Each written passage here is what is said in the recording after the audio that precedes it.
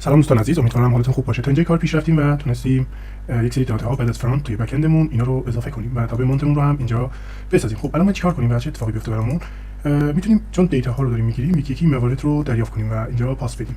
اگه توجه کنیم اومدیم اینجا بخشی از این رو تکمیل کردیم، یعنی از کجا اینا رو بردیم. اگه بیایم تو مدلمون یوزرمون اینجا این اطلاعات رو داشتیم و اطلاعاتی رو از اینجا ارسال کردیم به این قسمت و این قسمت می‌خوایم از این اطلاعات استفاده کنیم. یعنی من اینا رو پیست کنم اینجا.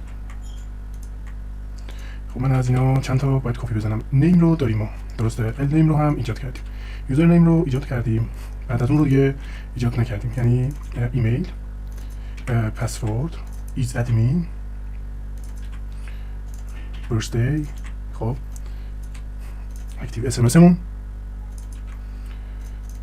ایمیل کانکشن، موبایل کانکشن، گروپ آیدی، موبایل.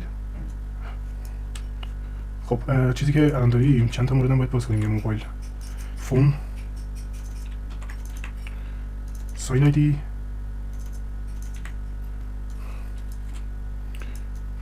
اینا رو از اینجا برمی‌دارم، میارم این پایین قرار میدم که پایین رفتنی کارمون راحت تر باشه. وریفای، API، جندر،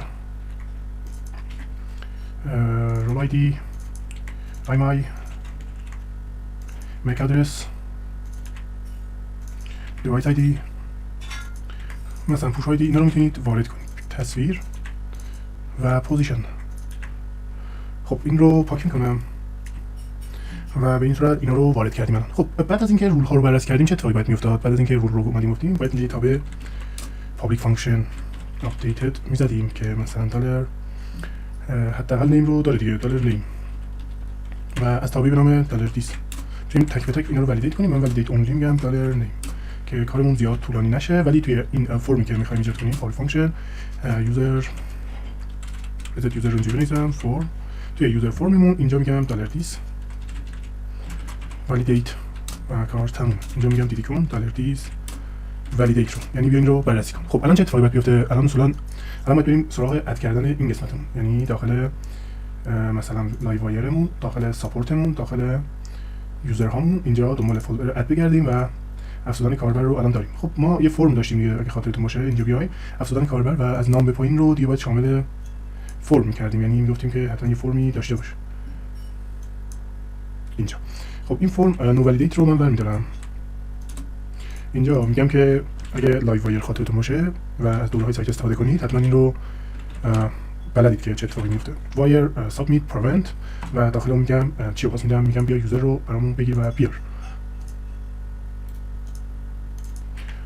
و یوزر فرم رو بهش پاس میدم. خب الان تا اینجای کار رو انجام دادیم. یه نمونه میخوایم فقط تست کنیم. میام اینجا توی اینپوت نیم در این قسمت میگم وایر مثلا میگم مدل دات دیفر، مثلا میتونید از لیزی هم استفاده کنید چون من دیتا هم زیاده، از دیفر استفاده میکنم. یوزر دات نیم. خب و میام اینجا اینو کپی میکنم، میارم اینجا میگم یوزر دات ال نیم. خب میام اینجا رو رفرش میکنم، میام اینجا میگم توحید داننده، بقیه رو میذارم باشه، ذخیره تغییرات رو میزنم دوباره. خب بریم ببینیم چرا این به این صورت این رو رفتار کرد. و فرممون یه فرم اینجا داریم، یه فرم اینجا داریم. کد اعراب هویت چیه؟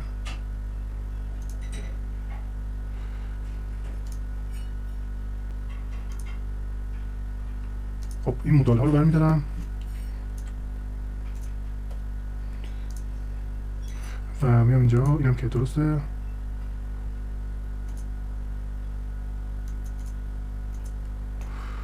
خب فکر کنم دیگه مشکلی نداشته باشیم. البته باید حتما تست کنیم.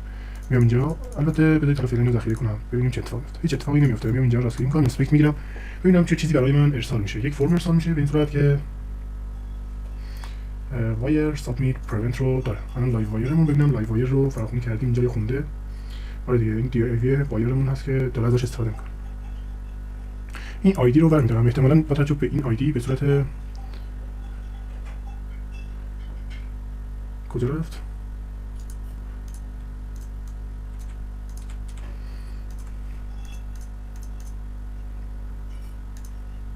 هیچ تغییری نداریم. من پاترن اینجا رو هم چک کنم، پاترن فرممون رو، و ببینم که ذخیره تغییرات چه چیزی رو برای من داره.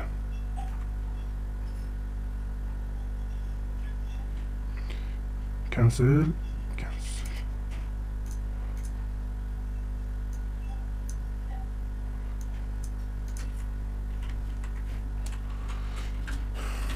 خب این ذخیره تغییرات رو هم یکم بهتر تغییرش بدیم.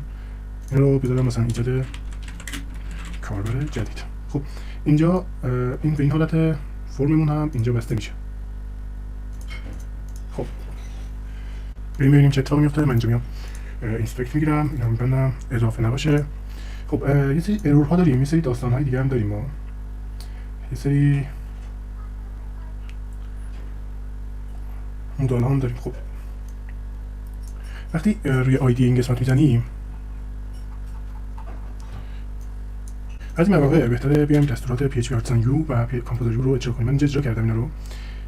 کامپوزر U رو اجرا کردم، پروژه‌مون رو آپدیت کرد و پروژه‌مون رو شناخت. فایل لایو وایر رو نمیشناخت، اصلا این ارور میداد بهمون. الان من میام اینجا رفرش، حالا توییت داننده رو ثبت می‌کنم. کامپوننت پراپرتی دالر یوزر رو میگه من توی ساپورت یوزر اد پراپرتی دالر یوزر رو نمیتونم پیدا کنم. شما از کجا دارید واسه من حرف میزنید؟ خب چیز جالبی شد دیگه. این سری داره کار میکنه. خب من میام توی ایندکس و این رو من یوزر فرم 2 ویدیو رو پاس کردم چون این مشکل قابل حل نبود.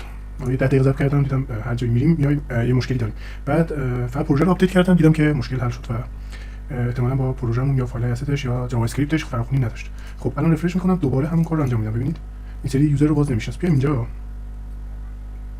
یوزر فرم رو که ارسال کردیم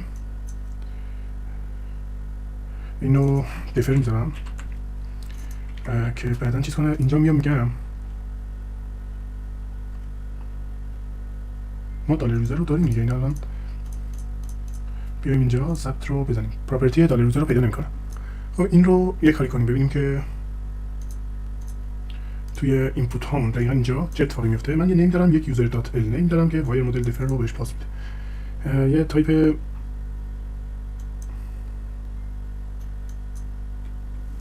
اجازه بدید اینا رو یکم جمع جورتر کنم.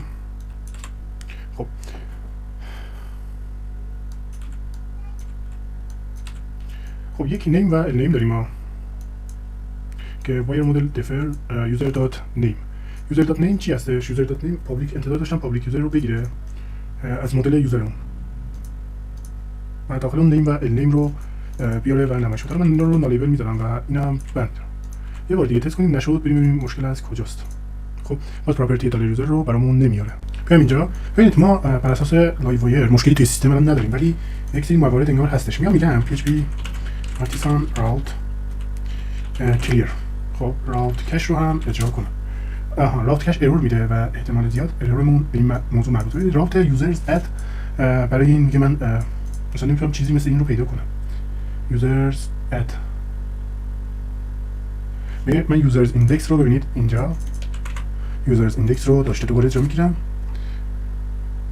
گروپ هم همون مشکل رو داره، دوباره اجرا میگیرم، کش ها رو پاک میکنم. میام اینجا رفرش میکنم سیستم رو، ببینیم این سری درست کار میکنه یا خیر.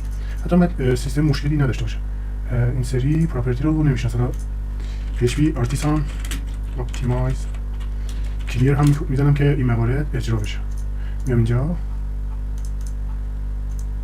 خب پراپرتی باز دالر یوزر رو برامون نمیاره و این موردی که باید بررسی بشه. حالا ما گفتیم احتمالاً از اینجاست. پس یوزرز اد توی این قسمت و یوزرز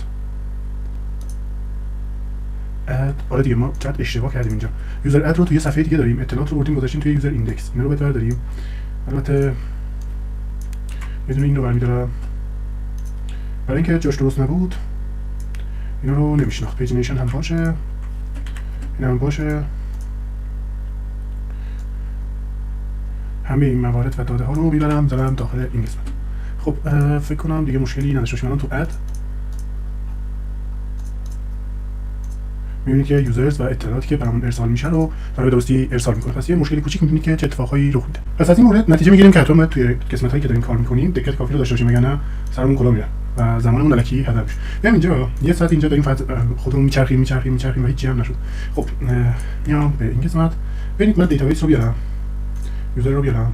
خب داخل این قسمت استراکچر رو بیارم، نیم و ال نیم رو قرار دادم. یوزر نیم رو هم اینجا ببینیم که چه چیزایی رو قرار میدیم. حالا یکم فعلا پشت زمینم رو اینجا میشه یکم رنگش رو متفاوت تر کرد.